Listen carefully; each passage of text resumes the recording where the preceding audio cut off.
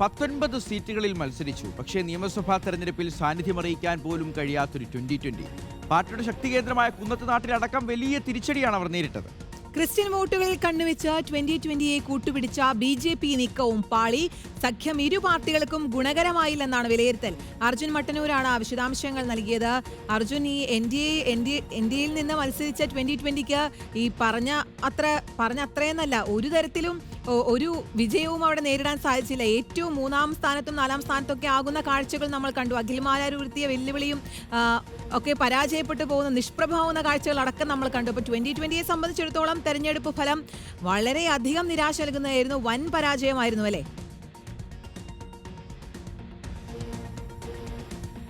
Shihas Keerthana, 2020യുടെ NDA പ്രവേശനം ഒരു പരാജയപ്പെട്ട പരീക്ഷണമാണ് എന്ന് തെളിഞ്ഞിരിക്കുകയാണ്. 19 സീറ്റുകളിലാണ് 2020 കേരളത്തിലുടനീളമായി മത്സരിച്ചത്. അതിൽ 9 സീറ്റുകളും എറണാകുളം ജില്ലയിലായിരുന്നു. പക്ഷേ ഒരിടത്തു പോലും 2-ാം സ്ഥാനത്ത് പോലും എത്താൻ 2020ക്ക് കഴിഞ്ഞിട്ടില്ല. അതായത് മത്സരിച്ച 19 ഇടങ്ങളിലും 3-ാം സ്ഥാനത്തേക്ക് 2020 BJP കൂട്ടുകെട്ട് മാറുകയായിരുന്നു. കഴിഞ്ഞ തവണ വലിയ ശക്തി തെളിയിച്ച കുന്നത്ത് നാട്ടിലടക്കം 3-ാം സ്ഥാനത്തേക്ക് പോവുകയും ചെയ്തു. മാത്രമല്ല, സാധാരണ രീതിയിൽ 2021 നിയമസഭാ തെരഞ്ഞെടുപ്പ് പരിശോധിച്ചാൽ അന്ന് 2020 മത്സരിച്ച സീറ്റുകളിൽ അവർക്ക് ലഭിച്ച വോട്ടും അതേ സീറ്റുകളിൽ BJPക്ക് ലഭിച്ച വോട്ടും കണക്ക് കൂട്ടുമ്പോൾ മാന്യമായ ഒരു വോട്ടെങ്കിലും NDAക്ക് ലഭിക്കേണ്ടതായിരുന്നു. പക്ഷേ പലയിടത്തും ഇത് സംഭവിച്ചിട്ടില്ല എന്നതാണ് കണക്കുകൾ വ്യക്തമാക്കുന്നത്. പലയിടത്തും BJP വോട്ടുകളും ലഭിച്ചിട്ടില്ല. അതോടൊപ്പം തന്നെ 2020ക്ക് ലഭിച്ചിരുന്ന വോട്ടുകൾ അതും UDFിലേക്ക് പോകുന്ന സാഹചര്യമുണ്ടായി. പെരുമ്പാവൂരിലടക്കം ഈ വ്യത്യാസങ്ങൾ കാണാം. ഏതാണ്ട് 35,000-ഓളം വോട്ടാണ് കുറഞ്ഞത് പെരുമ്പാവൂരിലടക്കം പ്രതീക്ഷിച്ചത്. പക്ഷേ അവിടെ ഏതാണ്ട് 20,000 വോട്ടുകൾ മാത്രമാണ്